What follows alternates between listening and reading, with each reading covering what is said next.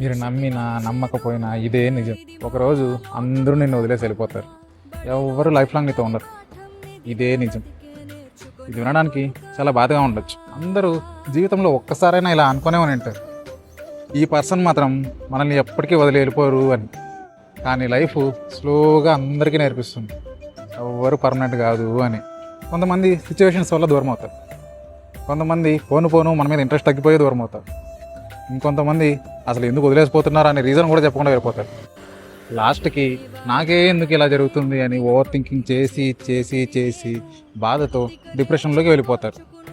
అప్పుడే మనకి ఒక మోస్ట్ ఇంపార్టెంట్ లెసన్ అర్థమవుతుంది, మన హ్యాపీనెస్ ఎప్పుడు ఇతరుల మీద డిపెండ్ అయి ఉండకూడదు అని. ఎందుకంటే చివరి వరకు మనతో ఉండేది మనం మాత్రమే.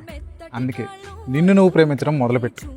ఎవరున్నా లేకున్నా ఒంటరిగా ఎలా బతకాలో నేర్చుకో. దీని మీద మీ ఒపీనియన్ ఏంటో కామెంట్ చేసి మన ఛానల్ని సబ్స్క్రైబ్ చేయండి.